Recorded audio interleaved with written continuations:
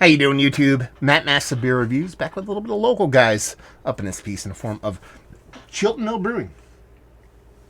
This will be their 2-year anniversary. Hazy double IPA coming at 8.1%. I popped by these guys' spot, had a couple beers today, and got a couple crawlers to go. I have not had this yet. I didn't have it at the brewery, so I'm kind of curious to see where this one lands. Talking about their 2nd-year anniversary. I've done a couple of their beers, but then the pandemic hit, and I really did swear off going to breweries, as any responsible human would do. But now that I am fully vaccinated and things are starting to open up, I figured I'd pop by, grab some beers. So we'll see what's what. That's dark, man. Double IPA, not out of the ordinary. Khaki-colored head, neurotic craziness inside this kind of soapy edge kind of head to it. It was rich orange core. It looks like a big, beefy, might be really sweet kind of beer. So, yeah, you're talking about a 2nd anniversary beer, double IPA, probably pulling, a little bit extra duty here, trying to make it a little extra special so it looks the part of a thick, dense sucker. It's a good nose. Man, what is that? What is that? There's a fruitiness in here that's so vibrant. It's like crazy. But it's not hoppy. It's almost like they added it to the beer. This is a core 4 beer. Well, they're probably using burr sugars, things like that. But what is that? I have no idea what that is. I think it might be a combination of pine needles and super sweet fruitiness, like Sunny D and Pine Sol. Not in a caustic. I shouldn't say pine sol. Pine sweetened candied pine needles. That's kind of how it comes off to me. Yeah, that's a unique nose. I don't hate it. I think it's rather kind of cool. You're getting this big bursting sweet kind of orange thing on one end. That kind of, it's not eucalyptus. It's straight up kind of pine needle, like air freshenery, but not in that medicinal nor kind of chemical way. It's actually a very cool nose. Is it going to translate to a fun taste? I don't know, but I'm intrigued. Let's dive in. Cheers.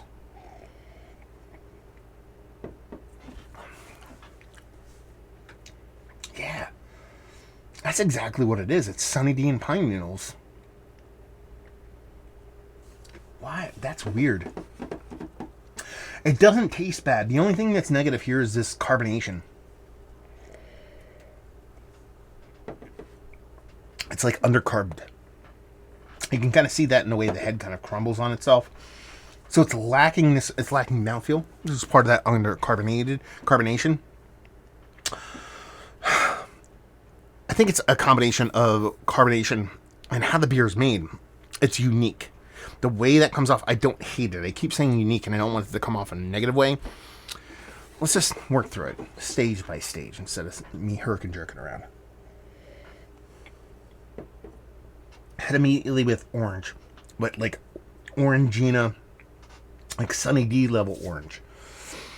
Immediately follows into like a kind of generic kind of bittering, and then you get this pop, this kind of pine needle-y. So I think what we're getting here is like a slightly kind of minty resinous that's coming off as like pine needle on top of a really overtly sweet candied kind of orange.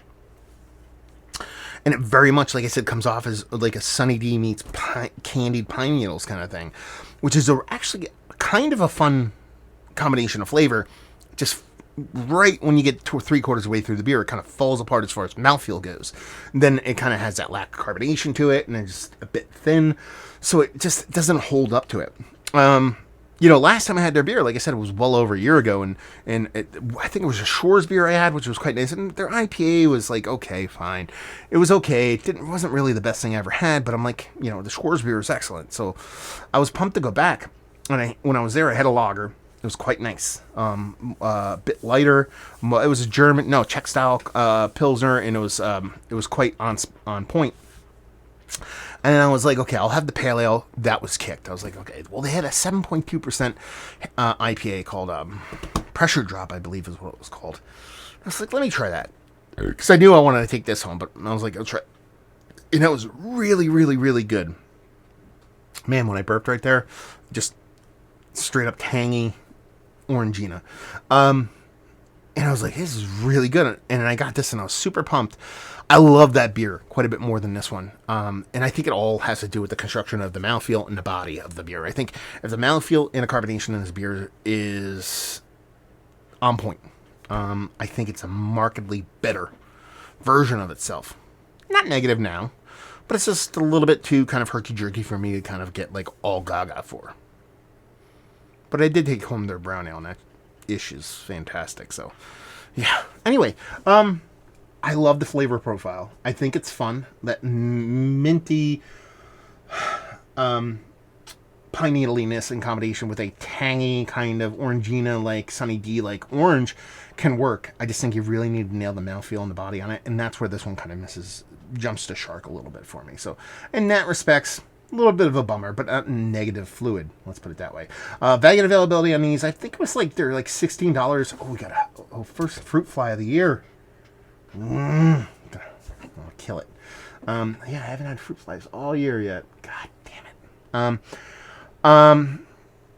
I forget where I left off. Value and availability. Oh yeah, that's where I left off. I think they're $16 a crowler. I think is what these guys do. I'm pretty sure. Could be wrong.